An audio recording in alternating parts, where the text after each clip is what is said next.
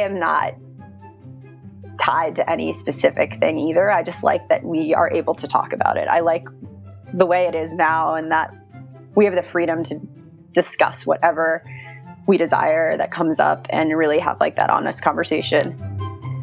Welcome to Normalizing Non-Monogamy, the podcast where we interview incredible people from across the entire spectrum of non-monogamy to hear their fascinating stories. We strive to bring guests on the show who have a healthy approach to non-monogamy. However, it's important to remember that everyone does it a little bit differently, and the views and opinions expressed by our guests do not necessarily reflect our own. Additionally, we produce this show for entertainment purposes only.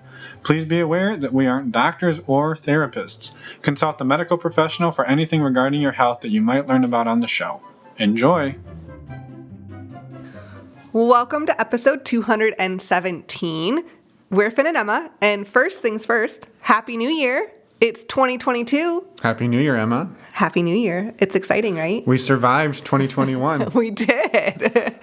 Yeah, that was quite the year. We are super excited for 2022 and have lots of exciting things coming up, which we'll get to in just a minute. But first, we want to talk about Sarah. Today's interview is with her, and we're just talking about all Sarahs today. Right. Just all Sarahs out there. No, this Sarah we talked to has been non-monogamous for about 5 years and exploring a lot of different dynamics within non-monogamy. And we have a beautiful conversation with her. We talk about how she has felt like monogamous relationships have not really worked out for her and she didn't fit in. And we also have conversations around, I guess, finding balance and security within yourself and in your relationships. It's an awesome conversation. Yeah, we're super grateful that she reached out to us and has been as vulnerable as she was. And we also wanted to point out some of the work that Sarah does as well. So she's a writer on Medium and does a lot of blogging over there. And you can find links to her work in the show notes. I highly recommend it. I was reading some of her articles the other day, and they're really great. And she's also putting on something called the Alternative Relationships Summit. So you'll actually hear us talk about this a little bit in the episode. She says, I hosted a summit in January. That's because we didn't know at the time that we were going to be able to get this out in time. So we were pretending it hadn't happened, or that it had already happened. But it hasn't happened. Nope. So it's happening January 13th and 14th. So that will be next weekend, 2022. Yes. And it's about 30 different people speaking about how they do love and relationships outside of the norm. You might even recognize some of the speakers because a whole bunch of them have been on our show, including us. Including us, yes. So we are going to be recording with her in just a day or two for that, and we're super excited to get that out there. So it is a free summit if you can join on the 13th and 14th. If you miss it on the 13th and 14th, don't worry. There are ways to download it and access the content after the summit is over, and there are links in the show notes to how you can sign up and how you can access all of that content if you're listening to this perhaps after the summit has already come out. Yes, and we encourage you to use the links in the show notes and on our website to sign up for the summit so it lets Sarah know where you heard about the summit. So go check it out. And before we jump into the interview with Sarah, we just have a couple of quick things that we want to tell everybody about because, community is the name of the game, and we're doing a whole bunch of events this spring that we're excited about. So the first things first, just a huge thank you to the Patreon community. There's almost 200 of you now, and it's amazing. This has been the highlight, honestly, one of the absolute highlights of the last few years for us. So thank you all for being a part of the community. If you're looking for other people to support and be supported by within the non-monogamous community, we highly recommend it. It's awesome. We have an ongoing MeWe chat. We do monthly Q&As. We do a men's group. We do a women's group. We do it all. It's a couple bucks a month, and we'd love to have you join us. So thank you in advance for anyone who hasn't joined, and thank you to everybody who's been a part of it. Yes, I'm just going to piggyback off Finn's thank you and just add mine. Thank you so much to everyone who's part of it. And just a quick note, if you're looking for the upcoming dates for our calls each month, they are available on our website. So all the January dates are posted there. Next up, we have a bunch of virtual events coming up. That are not part of the Patreon. These are open to anybody and everybody. Yes, the requirements are that you must be open-minded and respectful. And awesome. So the first one is coming up on January 14th. That's a Friday. And that is going to be a virtual play party. However, it's not that kind of play. We have partnered with a strategic play consultant, and we're going to be having so much fun. This is going to be something different than our normal meet and greets, but we're going to be hanging out with, his name is Gary, and links to his website are also in the show notes. Come give it a try. It's going to be something different than your typical, I guess, virtual gathering, and it's just going to be a lot of fun, a chance to get to know and do some fun events with new people. Yeah, I would recommend wearing a diaper in case you laugh so hard you pissed your pants. Jesus. That's what I'd recommend. I mean, you do you, but I didn't think you were going to go there, but okay, sure. They never think I'm going there, but I went there this time. Then, the next day, after the play party, we have one of our regular meet and greets on Saturday, our virtual meet and greets, and we have another one on January 26th. Same thing, we're mixing them up, throwing them different times of the week. So that's going to be January 15th and January 26th. Exactly. So you're going to want to check those out. Those have been growing every month, and we're super excited about those as well.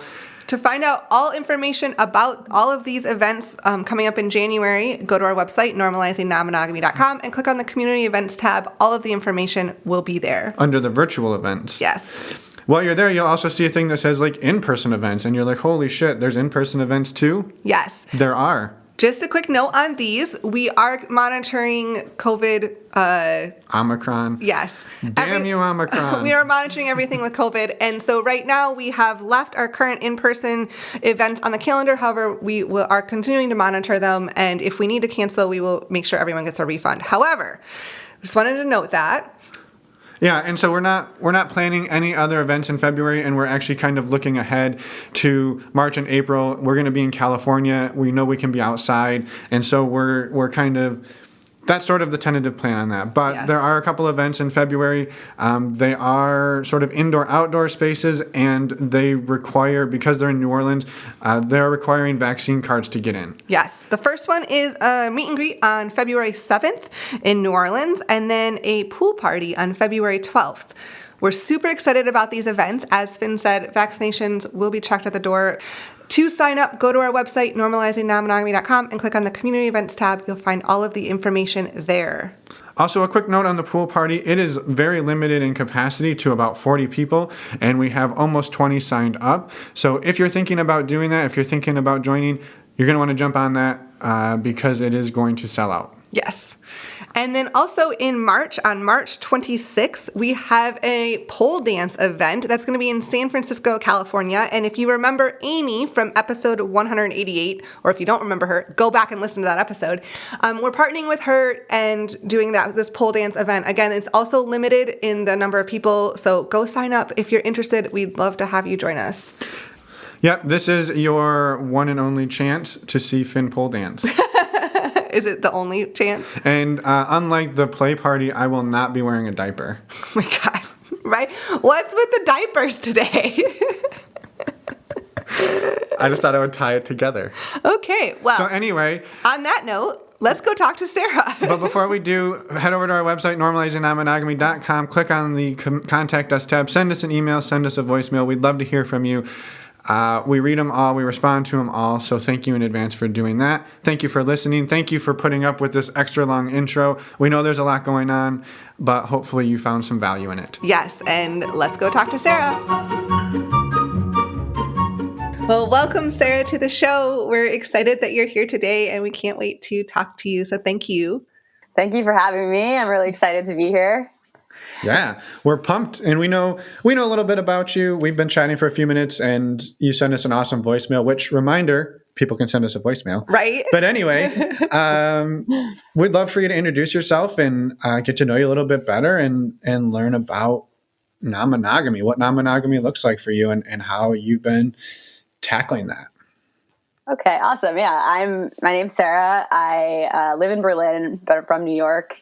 And right now I'm trying to open the conversation up around sexuality and make space for people to feel more comfortable having those conversations about sexuality and non-monogamy. And I do that through blogging. I write a lot on Medium, and also teaching online courses and hosting sometimes online summits where people talk about this, have these conversations. So yeah, I want to like reduce shame around sexuality in particular, and through talking about it more. So yeah, amazing. Yeah, and I guess that leads me to ask, kind of, what is your relationship dynamic? So I've been exploring non-monogamy for the last five years or so. And right now I'm in a relationship, a non-monogamous relationship with my partner. We both live in Berlin, and we don't have like any specific, we don't have a label, let's say, but we've been since the beginning of the pandemic, essentially dating. I was interested in non-monogamy off the bat. I had some like experiments with it before we met that didn't end up being like a healthy non-monogamous relationship. And then when he and I got together, I came into the relationship saying, this is what I want, this is what I want our relationship to look like. And that was pretty new to him. So I didn't know how it would work, because the relationship I had before that, I also came in with the same like idea, but then in the end, it ended up not being a good fit from his end. Like he didn't really want it. He wanted to be monogamous. And so because of that and many other reasons, we ended up splitting up. So I kind of expected it to be the same, to be honest.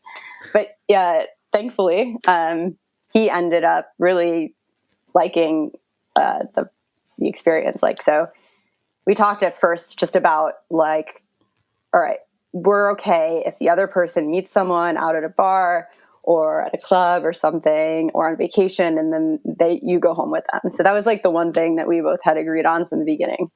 And he was more hesitant for either of us to actually have a more intimate emotional relationship with somebody else. Then fast forward like 5 months into the relationship, actually neither of us had any experience with anyone else. We were just enjoying each other, honeymoon phase, NRE. Yeah. And then he actually ended up meeting up with someone who just moved to Berlin from France, and who he'd met like years ago in an internship, and they just hung out as friends once, and then they ended up hanging out again, and he kind of asked her on a date. So he was the first person to actually go out on a real date with somebody else, even though that was more of like a concern for him. Yeah. And that was like a really big experience for both of us. Like that was really hard for me, actually, in particular, to feel what it's like to not know what's going to happen next, especially because we'd only been together 6 months, and we were still in like this like butterfly phase where we don't know where it's going to happen between us anyway, regardless of other people being in the picture. Right. And so that was really hard, but exciting as well. Well, you hadn't really established that security yet. Right. Like you were still figuring out what you two were. And going from there. I want to come back to that date and how it was hard and like how you worked through that. But you brought up non-monogamy initially, it sounds like, in a previous relationship, and then in this one. Like, where or how did you come to the like determination that you wanted to explore this, that this might be something that you were interested in? I was in several monogamous relationships, long-term monogamous relationships throughout my 20s. And it always came to an end at some point at around the 1.5 year mark.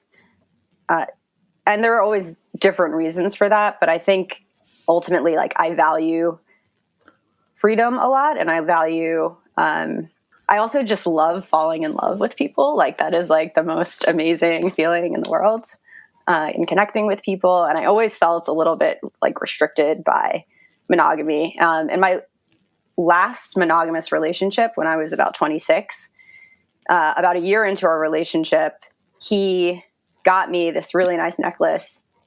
And I had this feeling like we were like on the path now, we were together, and this is it. And this is going to be the last person that I ever see. And I remember like this, like on our anniversary, getting me this necklace, and it should be this moment where I should be so excited and happy. Oh, or like, you know, this means something. And I just felt really like trapped. And I used that opportunity, which is hard. Like, I feel bad in hindsight, like saying this on this day, but I asked him, I was like, well, I don't know about being monogamous long term. And he took that as me pulling away from him, and it means I don't, you know, he's like, no, but I want to be with you. And like, what? Like, why are you thinking about this? Like, I love you, and blah, blah, blah.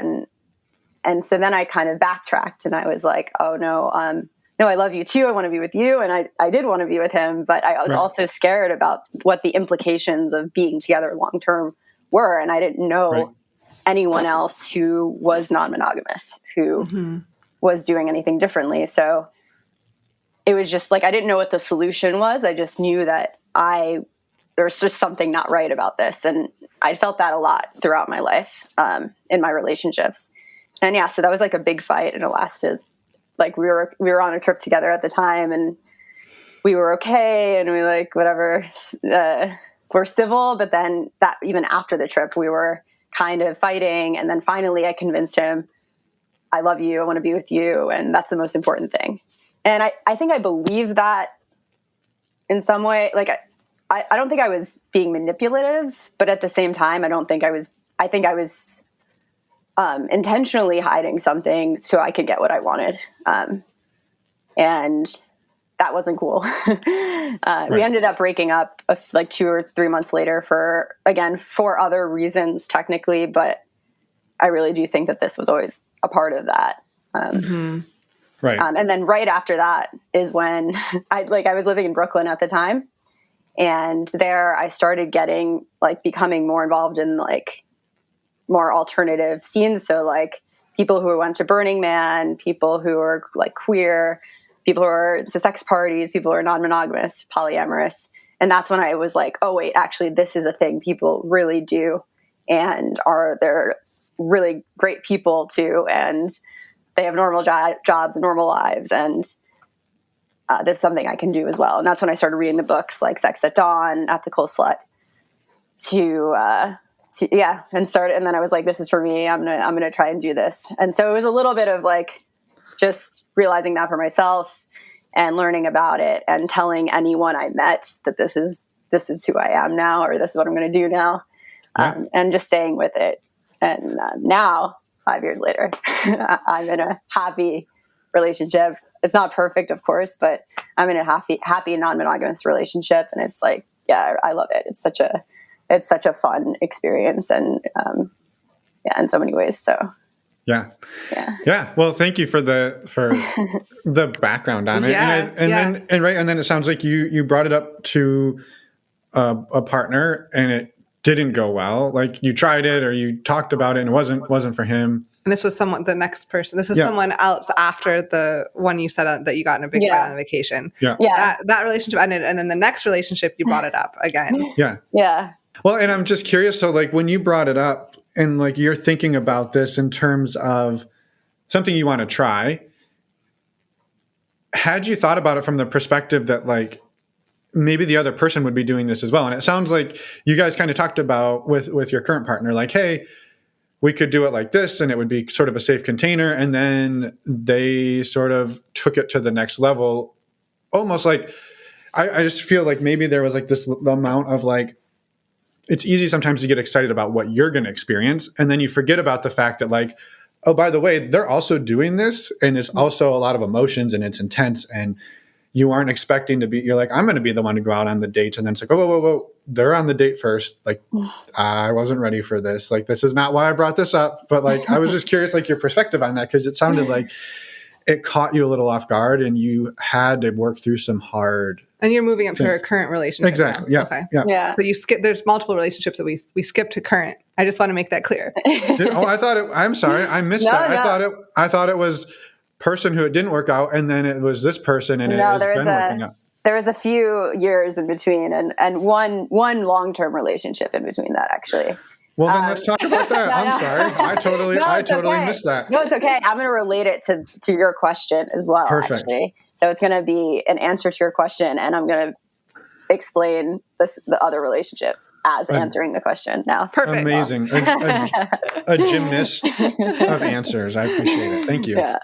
Then I was like, okay, so I was like a digital nomad at this point. I learned programming, and I was like just traveling the world, which is partially why I'd broken up with that monogamous person as well. Cause I was like, I want to travel for a year, and it's not going to work out. And I met this guy, a German guy, not the German guy I'm currently seeing, another German guy. And he was the person that I went into this the first night we met, before we had any idea we would start dating, I was telling him about non-monogamy, and I was like, this is why this makes sense. And he was like, yeah, actually, I totally see why that makes sense. And he was on board with it, I think. And I guess it's like when you're falling in love with someone, you see them as perfect, and you kind of, you're on board. You're like, oh my God, I'm all about everything that you're about. And like, I think he was really excited. He's also like 6 years younger than I am. So I think there was also this level of like, oh wow, like what you're doing is amazing. And so we met in Mexico traveling. He was traveling by himself. I was traveling by myself. And then we decided after we met, we had like this fling, okay, we actually want to be together. And so basically I moved to Europe, like long story short, we traveled together for a while, but we both moved to Berlin together. And that was 2.5 years ago, after dating for like a year. And like from the beginning, we're like, all right, let's try this non-monogamy thing. But at first he was kind of like, and then we both ended up like kissing people while we were doing long distance, other people. But then he was like, let's wait till we actually see each other again to really fully do non-monogamy. Because I want time to really get secure in our relationship. And then basically we were just like together all of the time because we were traveling together. So we just didn't have really much opportunity to meet other people. And that was fine. And we were in the beginning of the relationship, and it was all good. And then we moved to Berlin together. And there was like one or two, like a couple of times basically when we were apart. And I really like took that opportunity when we were apart to like try and meet someone. It didn't always happen, but I like was like, oh, we're not together now. Like now we can act on this like relationship dynamic that I really want to have, and like we agreed upon. But every time, so I like kissed a guy here, kissed a guy there. Once out clubbing, once was actually on a layover in Dublin when I was going to Germany. But like each time this happened, it was only like 3 times, but it was just extremely hard on him. He just didn't understand why I would want to do that. And he really took it as like that he's not enough. And I think he was, like, I don't think there was like in hindsight anything that I could have. I think it was just the way it was. And I thought that I just needed to be patient, and that I needed to just like work with him, and like it would be fine, and we would figure it out, and it would become easier on him, was sort of like my mindset. And it never did. So that was like, we'd actually moved to Berlin together, or living together, when the last time this happened, like when I went out to this club when he was away and kissed the last person I kissed while we were together.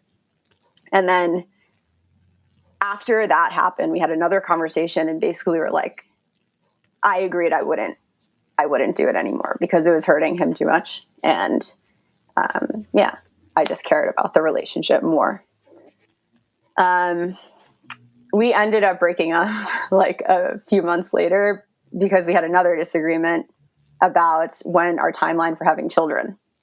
So he was 6 years younger, and that was also kind of like before I went into the relationship with him and agreed to move to Europe and like be with him, I was like, these are the 2 things I really want in a relationship. One was non-monogamy, and the second was like, I want to start having kids like thinking about having children in the next like couple of years. This was when I was 29. Now I'm 33. Still don't have kids. But that was like sort of my like prerequisites almost. And So then he basically, at the same time that we stopped being non-monogamous, so like 2 months later, was like, I don't know if I want to have kids soon. Like, I don't, like, now that I'm here thinking about it, I don't know if I want that anymore. He's like, but I really want to be with you. And yeah, so then actually, when we had the kids discussion, he was like, we were like, okay, then what are we going to do? Like, we have to break up then. And we're like, no. And we were like sleeping on it, crying. How can we work this out? We love each other. We want to be together. And I was like, oh, we could be non-monogamous again. I'll date people and like find someone maybe who wants to have kids with me and we can stay together. And he was like, okay, good. Like he just wanted to be together. And that was like, felt like a solution that might work. We even went to like a polyamory meetup in Berlin together. And it seemed like he was really dedicated to this and like this was going to be potentially the solution. But I don't know if you guys can like predict that worked out. I don't know. What's your opinion? I mean, I'm just sitting here thinking he wasn't real keen on you kissing people at the bar. Yeah. But hey, yeah, go ahead and have a kid with somebody else. Yeah, that seems like a pretty big leap, but I didn't want to pass any judgment on that. Yeah. So yeah. No, that was basically essentially what you got it right. Like, no, it didn't. I basically went on a date or here and there, and he didn't take it well. It wasn't good on him. But actually, one of those dates that I went on was my current partner.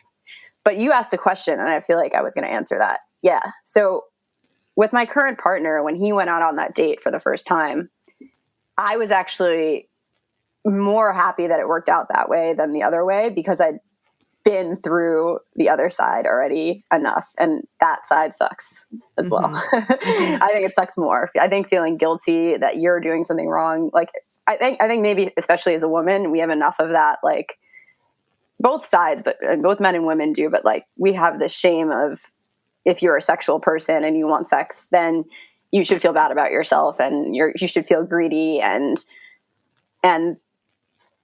I didn't want to feel like that anymore. So I was actually happy that the tables were turned when my partner Flo took the first step and I wasn't that person anymore. So. Right, because then the work is on you, right? Then it's a sort of like I need to work through this, not like I'm putting somebody else through it. Yeah. I totally get that. Yeah, completely. And so, in the interest of trying to clarify things, so the relationship with the previous guy from Germany ended, and then you shortly after that, or during that time, you met your current partner, and you've been with your current partner. Did you say a year and a half? Yeah. About a year and a half. Yeah. And so you've been starting to explore non-monogamy with him. And the first experience was him going out on a date with someone else. And that's what I'm just trying to like lay the groundwork because we've been kind of talking about different relationships. Yeah. So that's where we're at now. The first date that he went on with someone else when you were together. Right. And so how did you work through that? And like, how has it progressed or how has it evolved since then? I was just realizing that I'm like nodding my head and I'm not saying yes. And this is only audio. So I should probably, yes, that is correct. It's all good. Yeah. So how has it been since this first date that he went on? It's been good. Like we got through. So that was an initial like shock. Okay, what's going to happen? Is it going to be okay? And it was okay in the end. That was like 6 months into our relationship. And after they went on that date, what I really appreciated that Flo did, and is that he said like, okay, I'm not going to go out with her again right away. Like we're not going to go out again. And he like made sure that we had time to both like process it. And so like he didn't go out. She actually asked him to go out again, like within like the week during like the next week. And he was like, no, like, let's take some time and go out later. And I don't think I would have asked him to do that, but I'm really glad he had decided to do that on his own because I really was of the like philosophy that like everyone should do what they want all the time. And I do not want to be the one to stand in someone's way of connecting with someone else and experiencing like the joy of being with another person in this way. Like, I don't want to be that person. But I also like am a human being and have insecurities, and I needed to, it was hard for me to actually ask him to, it would have been really hard for me to ask that, because I feel I don't want to be, it makes me vulnerable. It makes me, I don't know, feel like someone I don't want to be, but like I've never been in this situation. I'd never been in this situation before. And I'm really glad I had that time to like really process it. And right after their date, there was some family, stuff that he had to deal with. So we actually were away from Berlin for a while right after that. And then she was away for a while. So their relationship was very like slow. They actually went on several dates, but it was over the course of like 6 months or something. So they never started really dating or like getting into a real, like a relationship. And I really wanted to, I hadn't slept with anyone else for a long time, especially at the beginning. And that was something that bothered me a little bit. Like I was like, if he was away or like I was not with him, I would also be like, oh, this is my opportunity to like try to like hook up with someone else. And I did kiss a guy here or there. Like ended up going on a date with a few days with one man who's really, really nice. And we still are friends. But I didn't have like this, oh, I met someone, I like them and we're sleeping together, we're hanging out and we're enjoying that. Like I didn't have that. And so I was jealous. I was envious of that, what he had with her. Mm-hmm. Now, however, like this summer, I did meet someone who I did have this connection with, and we went on a few dates before both of us left for New York, where we've been for the last 2 months. So we're away now for like a 4-month period. Mm-hmm. Right. So all of that's on pause, but neither of us have been dating anyone really like more seriously yet. Okay. Yeah. That makes sense. When you had those feelings of jealousy and envy come up for you, how did you work through those? How did you navigate those? Because that's super common. Yeah. So the first time it happened, what did I do? But I write. I write a lot about my feelings, like especially when something new comes up. Writing helps me just be like, okay, what's going on here? How do I feel? I know it's just describing the feelings, and that really, really helps. And then also, and then just waiting, like over time through just spending more time with Flo, like after that first date, it just made me realize, all right, he's still here for me. In reality, there's nothing actually to be afraid of or to be sad about. And I also kind of enjoyed it too, because I felt like at that point, our honeymoon period was starting to like fizzle out a little bit, but that really brought back this uncertainty, which also comes with excitement, to be honest. Mm-hmm. And I was just like, okay, like what's happening? I feel scared, but like also this is kind of exciting. And I enjoyed it as well, to be honest. Right. And then later on, so a few months later, when I felt more secure in our relationship, Flo and my relationship, but he went out on a date with Kathleen, that's her pseudonym on my blog. They went to like some lake together one day on a date, and I remember him coming back and telling me about it and being super. I just wanted him to say like, "Oh yeah, it wasn't that fun" or something like that. But he was just kept on going, and it seemed like so. He's like, and then we watched the sunset over the lake. And you're like, no, I don't want to hear about it anymore. Couldn't eat anymore. No, but then no, and then also then we just decided, okay, I told him I was feeling this way, but also recognizing at the same time I feel this way, and I know that it's immature, and I know that like or not immature necessarily, but I know that I'm happy for you. Yeah, Right? it's your feelings, Yeah, and it's it's my your feelings. responsibility to manage them. Yeah. Yeah. And it's not, he didn't do this to you. You are, Yeah. you're feeling these things are things you agreed on, and you're working through them, and you want to work through them together. Right. Yeah. Yeah. Yeah, essentially. Yeah. And then we were like, we need to go to do something fun, that we not just sit and cook together and watch movies, which is what I think we had begun to do more of. So it was just a reminder that we should do something fun. We should plan something fun together. And we did. And in some ways, maybe that helped us become more, like happier or have a more exciting relationship. And it's like this. I was interviewing someone for like this online summit that I did in January, and she was saying that you can redistribute NRE. So just because like he is feeling this like new relationship feelings and energy with somebody else doesn't mean that he can't use that to boost your relationship too. And so I think that sort of, you can, even though something's not happening to you, it can be helpful to everyone involved romantically with each other, the polycule, if it's that or whatever it is. Yeah.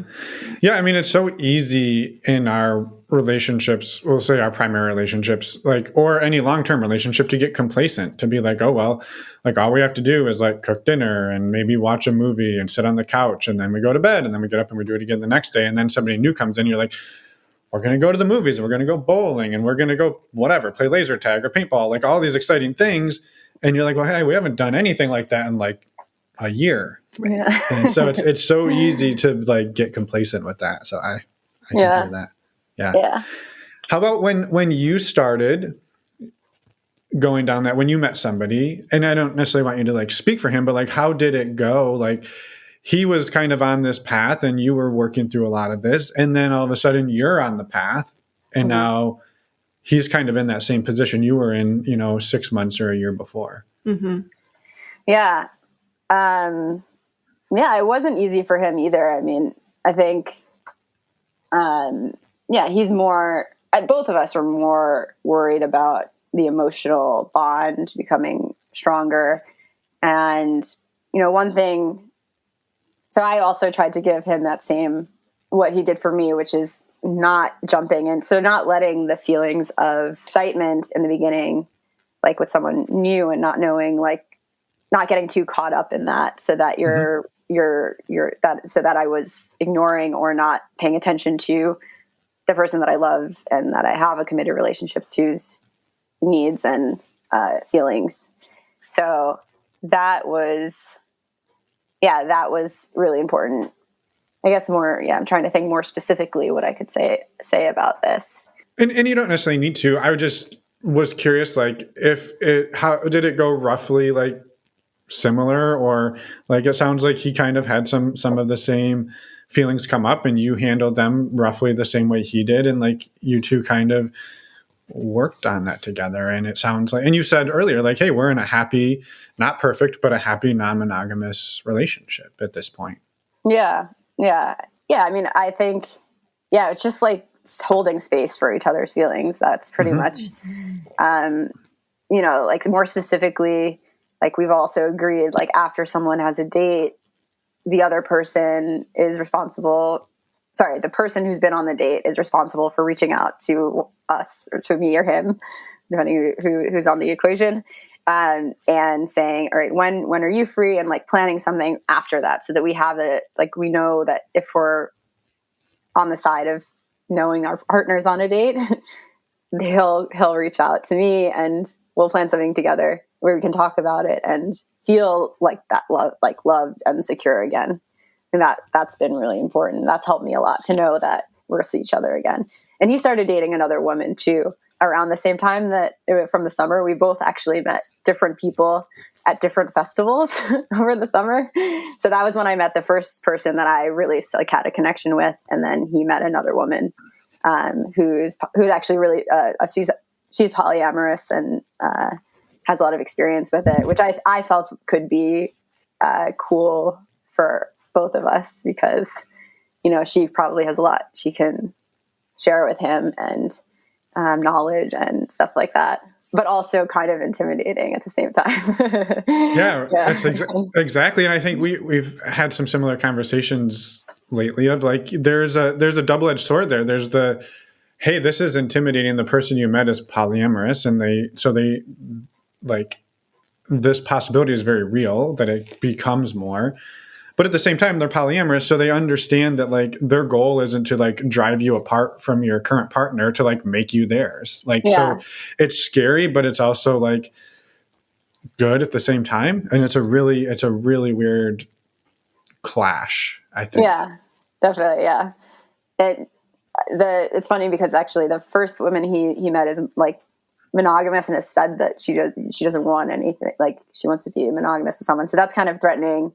Mm-hmm. But at the same time, she understood it. Like we met, and she was like, it was fine, and she's a good person. And then this newer person is polyamorous, and so I feel like more comfortable. But at the same time, I think it's like this. For me, the jealousy often comes from the comparing myself to another person. So I think in this case, it feels more like, oh, well, she has all this knowledge. She's also older, and maybe she can bring more to the table than I can, but it still wasn't as bad as that first time. It wasn't as a strong negative emotion as that first time. Yeah. Where I didn't feel as secure in my relationship with Flo. Cause that I feel like is the real, now I feel very secure in our relationship. So that's made it a lot easier. I mean, it's still, some feelings are coming up of jealousy, but it's not even close to that first time. Mm-hmm. Yeah. Mm-hmm. Yeah.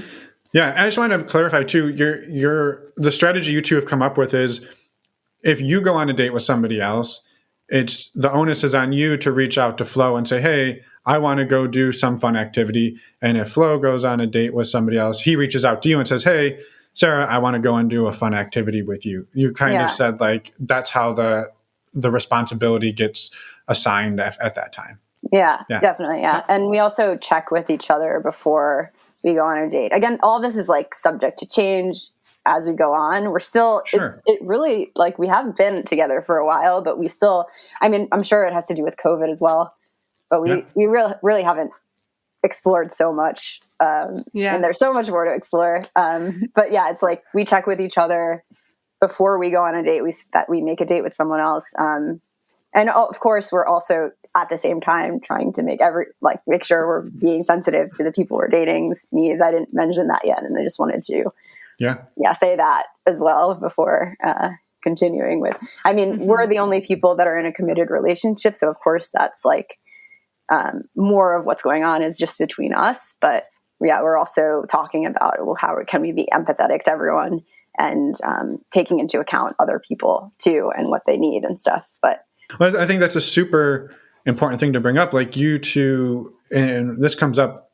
frequently, as like you kind of have this couple privilege where you're like, we're the unit. And so anybody who's outside of our unit is sort of like ancillary. And it is important, like you said, to like make sure they're feeling cared for and loved and respected. And that like, yeah, like it almost, I was actually thinking about this, like it works in reverse. Like if you and Flo are like, we do all this super exciting stuff, and then every time you hang out with your other partner, like you don't do anything, like that can feel kind of shitty in reverse as well. So like, I was like, how do you and Flo like manage that sort of, I don't know if power imbalance is the right word, but that sort of imbalance?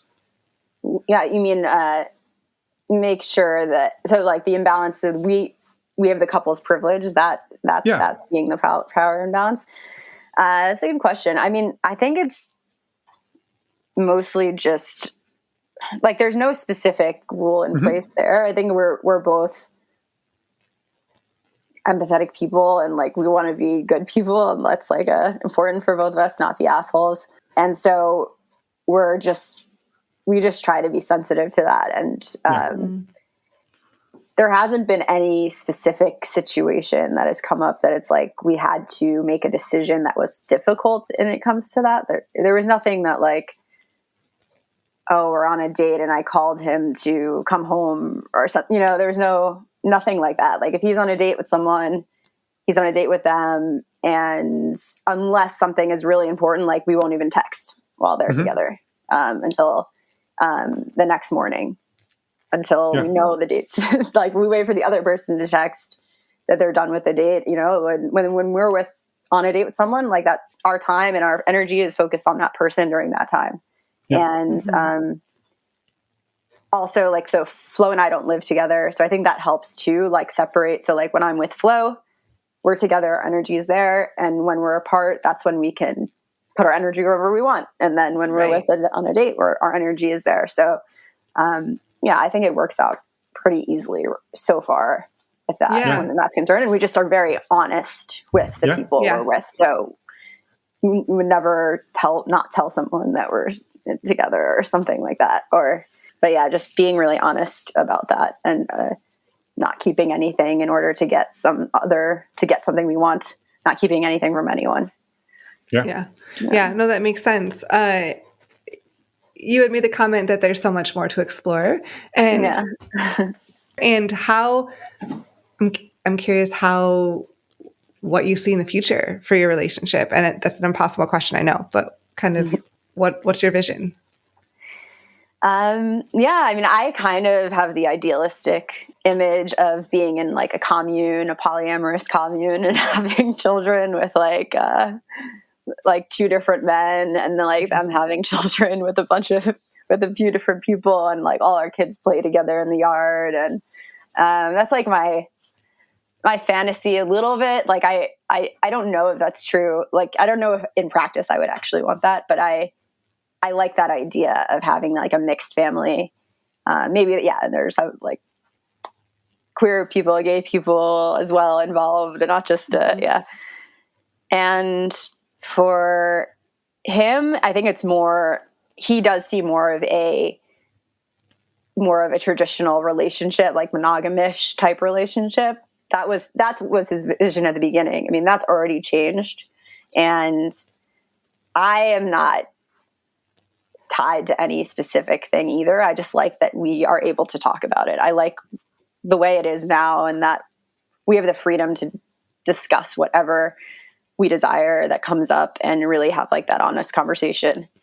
And we're also in the future, I guess, what we have in mind is to see a therapist. That's something we haven't done yet. But it is hard to have these conversations sometimes and balance like, okay, one of our need for freedom with the other's need for security. I think this is the conversation that we're continually having is, okay, maybe like I want this, but this makes me feel this way. What's the solution here? And also like paying attention to the fact that that security in the moment can be more important, because that's so like if like, for example, just to put it more concrete, like if he goes out on a date or he is sending someone a text or wants to go on a date with X, Y, or Z, and I'm feeling threatened by that might actually be a stronger emotion in the moment than his need for freedom in that moment, his need to go explore. So that's something I'm trying to be sensitive to lately as well, is that this need for security can come from like a primal need for safety. And that's actually in the moment really important, and if it's not addressed, can lead to like a panic or primal panic. Yeah. So that's something I'm learning. And if you're and maybe what I was hearing in there was that like your need for that security comes across stronger than his need to go out. And so it's easier for him to be like, okay, then I won't go out, and to sort of like cave to what your stronger need than what he's expressing is. Did I catch that right? Yeah, I think, I don't want to say that one person's need is more important than the other. I think, nope, but I sure. think, I think that, I guess the main takeaway is that when someone is feeling unsafe in the relationship, that's probably more important in the moment than someone's need to explore. Mm-hmm. In the moment. Long term, I think the person's need to explore is gonna, like, if that keeps on getting shut down, if that person is continuously holding themselves back from doing something they want to do, that's going to wear and tear on the relationship, and probably not, that's going to end up exploding. But in the moment, if one person is feeling unsafe and like really is feeling unsafe, and it's not all the time, and this is like really a moment for them, it's probably more a reason to pause and talk and figure that out before someone explores something else. Yeah. That's what I think. And this is based on like reading about this stuff and psychology and all of this as well. But yeah, and also like what I've experienced personally. Yeah, for sure. For sure. Yeah. How have you seen yourself grow over the last 5 years? That's a big question, but in exploring non-monogamy, how have you seen yourself grow? Yeah, I think one big thing with, not sure if this has been through exploring non-monogamy, but just in general, what I've been realizing is that although this is definitely a relationship style that I want to be in and that I feel is right for me, I think that to be in a long-term relationship, it's not about what style of a relationship it is. It's about really wanting to be in that relationship and being committed to that. And of course, taking care of yourself too. I mean, that's the most important thing. I think the individual is more important than the relationship, but to really be committed to the relationship is the most important thing to be in a long-term relationship, regardless of the style. And you can always push for something different. You can always push for, okay, I want to be in the polyamorous commune. Okay, I want to go to sex parties. I want to do this. I want to do that. But you're going to have to, like, if you want to be in a long-term relationship, that takes collaboration. And it takes, a willingness to put yourself into someone else's shoes and not always get what you want when you want it all the time. And that's something that I've definitely learned over the last years. And it doesn't matter what exactly it is you do, just that commitment. Yeah, totally. And I love that approach. And like the fact, like you said, like that the individual is almost more important than the relationship, because you can't show up for the relationship unless you're in a good place, right? Like if you can try and you can, I mean, it's not that you don't want to, but like you have to be feeling because the relationship suffers if you're not personally in a good place. Mm-hmm. If either one of you is not in a good place, then the relationship suffers. Yeah, absolutely. Yeah. How, like, and we have not, I'm trying to think, we've had one German person on the show, but that I can recall, I think one German person who's been on the show. We've had a couple, not very many. And I was just curious, sort of the culture around non-monogamy in Germany, and also like tying that into like how open are you? How do you navigate like this dynamic, like on a day-to-day basis, like with family and friends, and just in the culture there? Like, we're fairly familiar with the US, and obviously it ranges widely from like San Francisco to the middle of the woods in Kentucky, like very different places. But like, just like generally what your experience has been. Just imagine, like, Berlin's probably different from the rest of Germany too. For sure. For sure. Absolutely. And yeah, Berlin. Having been to Berlin during Pride weekend one time, yeah, nice. It's an insane place, and I can imagine it's not like everywhere else in Berlin or in Germany. But yeah, that was a big question. It was a lot of talking. I'm sorry. It's a good question. No, it's great. Berlin, I feel like, is actually similar. I haven't spent a lot of time in San Francisco. I haven't spent a lot of time in San Francisco Bay Area, but I've been there. And it's super open, and it felt like when I was there that every other person was non-monogamous, and it was almost more likely than not. Mm-hmm. And I kind of feel like that in Berlin a little bit. Like, you're either, if you're not non-monogamous, you're like gender non-conforming, or you're this or that. Yeah, like there's just so many different things you could be that are non-traditional, essentially, in terms of your relationship style or your sexuality. And so that's great. I think that's awesome. It's super open-minded, and I never would feel uncomfortable saying that, like who I am or talking about it in Berlin.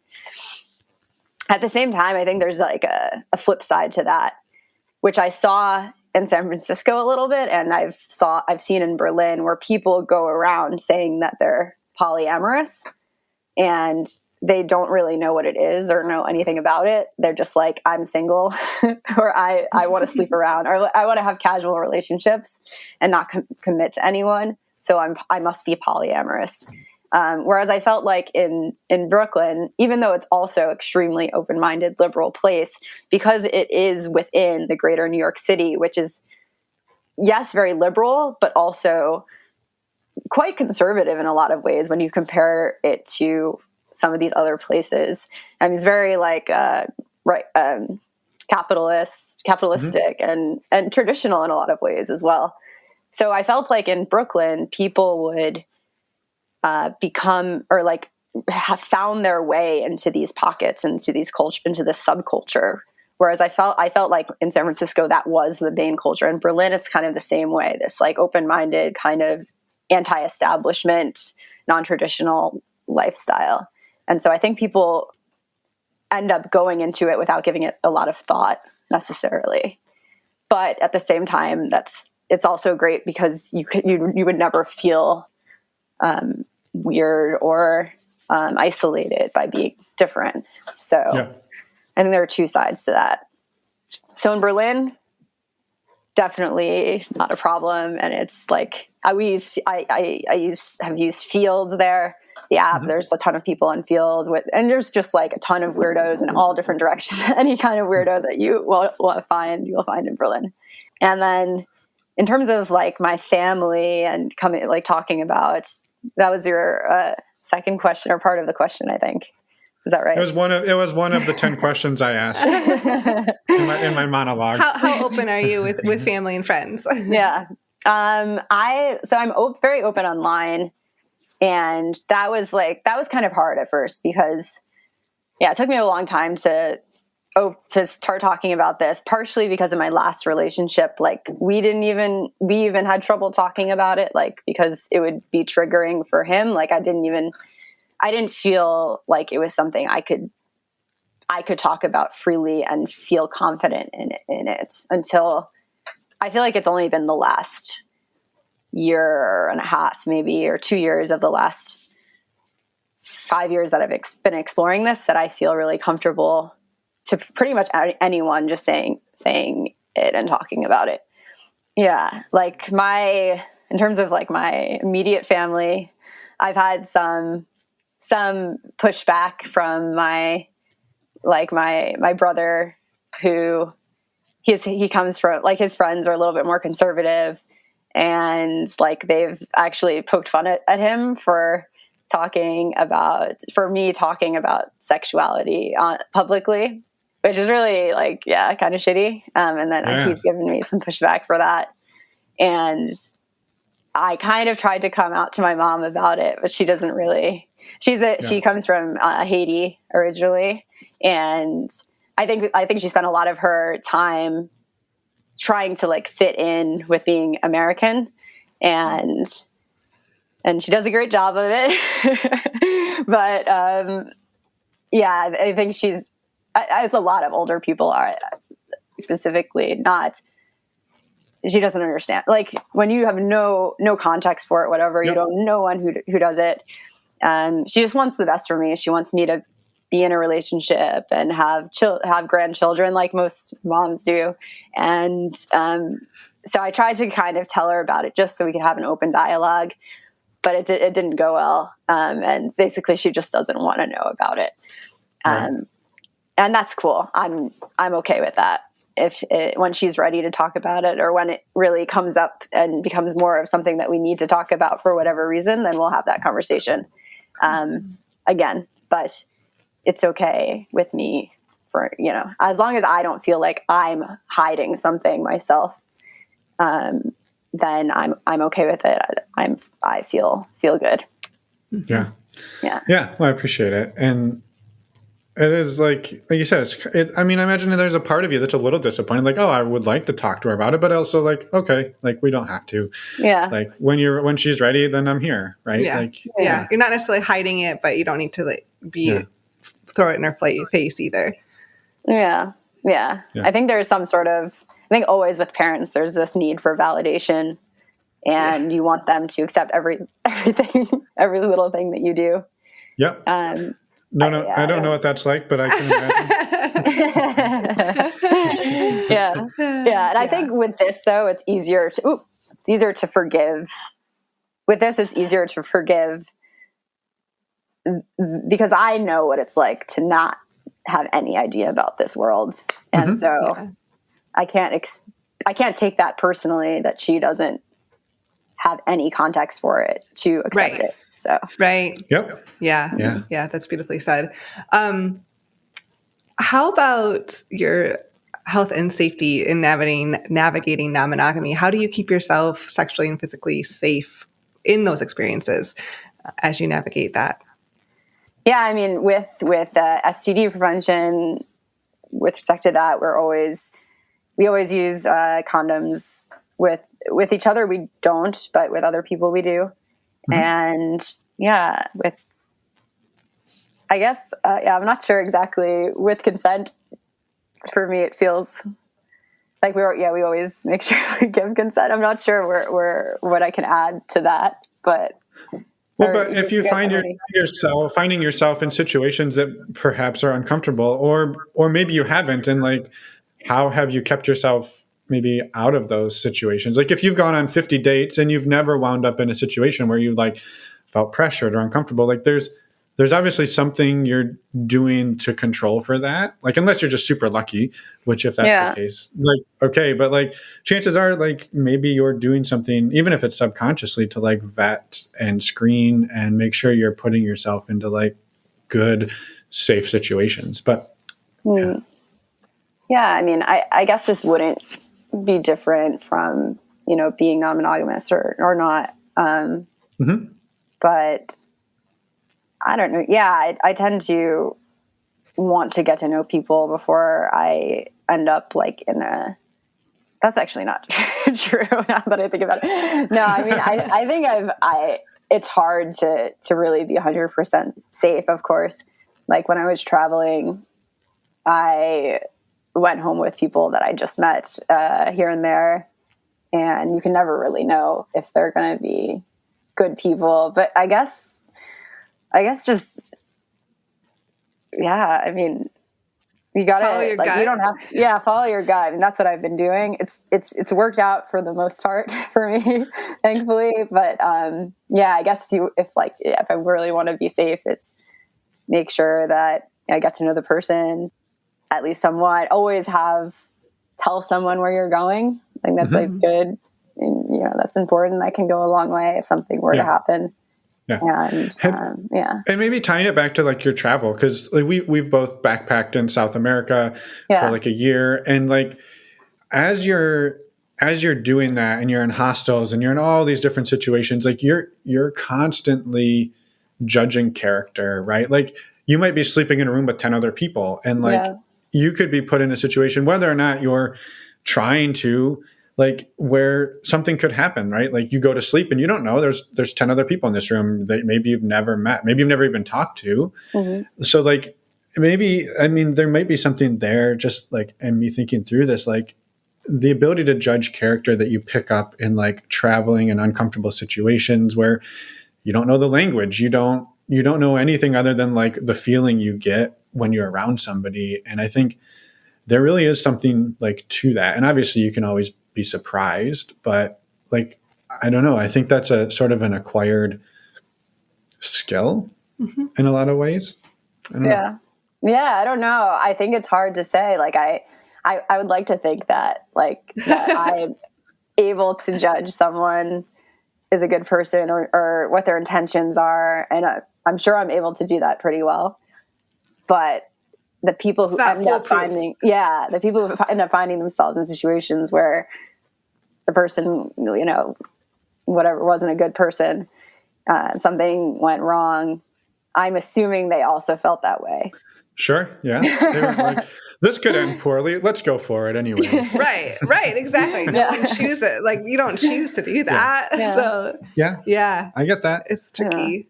Yeah. And maybe it's one of those things that it's sort of innate, and you sort of hone it over time being in those situations. So, Yeah, I would add one thing to that, actually, now that you're making me think more about it, is, I've been in a situation like traveling in India. I can tell a quick story. Like I was under the influence of LSD, and I'd taken like some MDMA earlier in the evening, and I ended up taking too much LSD afterwards and just like couldn't move. I was like at the edge of the dance floor. I was there with someone I really trusted a lot. He was like my really close friend. And I really had this feeling in my head, like this idea in my head that nothing bad could happen to me and that I was safe. And we were in like a small group. Like it was a club, but it was like a kind of a private party. Mm-hmm. And I was on the edge of the dance floor, kind of passed out and just listening to the music and really enjoying it. And my friend was coming over to me every now and then and asked me if I was okay. And I was just like, yeah, like, of course I'm okay in my head. And I didn't find out till like hours later that there was this guy who I'd met very briefly earlier in the night and was nice to, because I was like at this place with friends of friends. And he had been like basically groping me like the entire time. And I didn't know this. And my friend was asking me if I was okay, but wasn't telling, like no one told me what was happening. I got and Wow. Thankfully, like he was trying to get me to come home with him at some point, but thankfully, like I snapped out of it and then ended up like getting, like my friend and I left together. But that was a really eye-opening experience, because I think it's important that when we go out together, first of all, especially if you're going to be, whatever it is, consuming alcohol, doing drugs, whatever it is to say, okay, like, yeah, just tell that story to them. Just like, even if I say I'm okay, make sure you know what's like, I know what's going on. There's so many things like that could happen. So it's like, even if you're with someone you trust, and it's often going to be a friend of a friend or an acquaintance, that's the perpetrator when there's sexual assault. Right. So, just help each other out and like be there for each other. Tell your friend, like make sure your friends know what's going on, and, that they're okay. Yeah. Mm-hmm. Yeah. I think that's super great advice. Yeah. Whether it's alcohol, like any substance that's sort of going to alter your cognizant ability, like is super important. So appreciate that.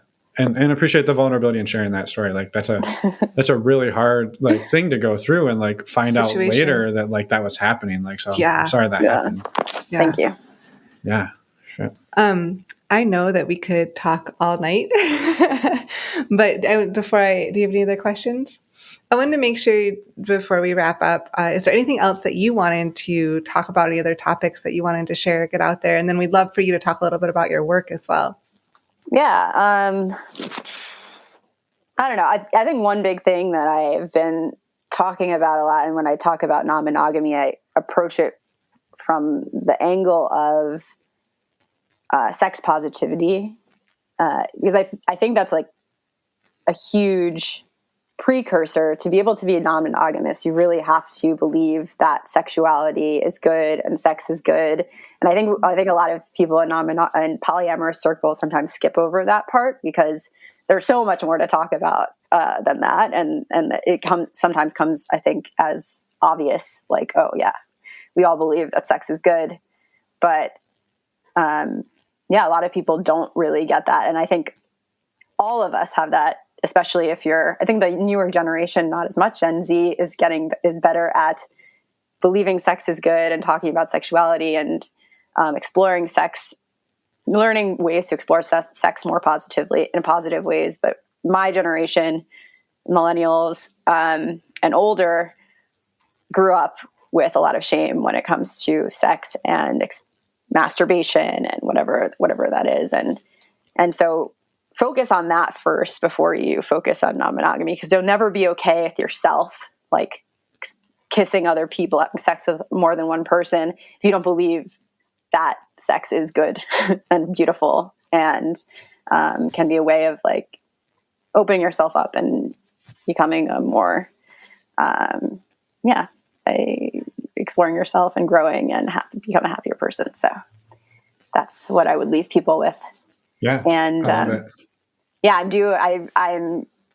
I'm teaching a course now about how to have the sex life that you desire.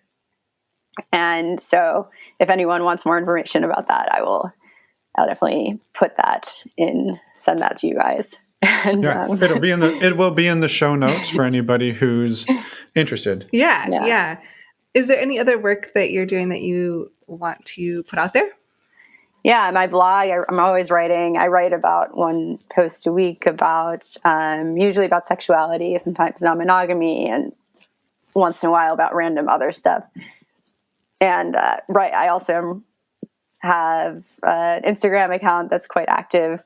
So if anyone wants to follow me there, they can also find out more of the stuff that I'm doing to further the general movement towards a more sexually free, open place so that we can all stop clenching up and hiding whatever we want and love and connect more freely.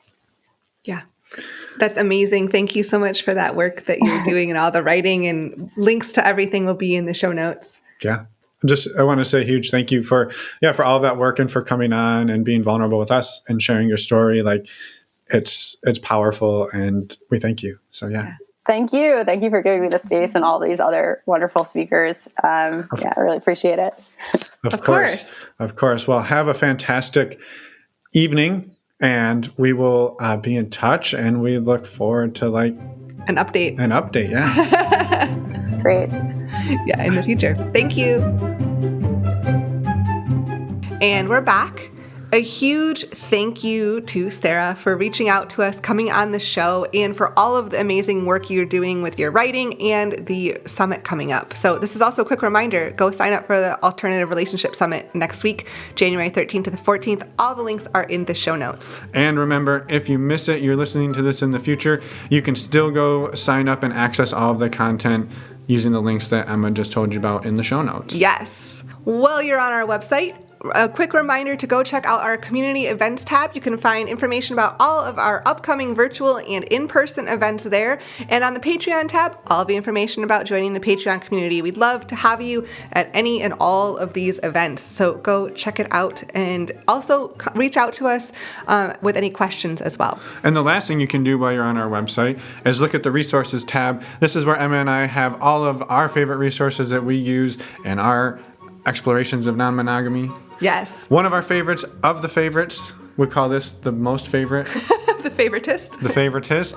STDcheck.com. It's how Emma and I get tested for STIs. It's how we've gotten tested for years. Mm-hmm. And we love it. It's super easy. It's fast. It's affordable.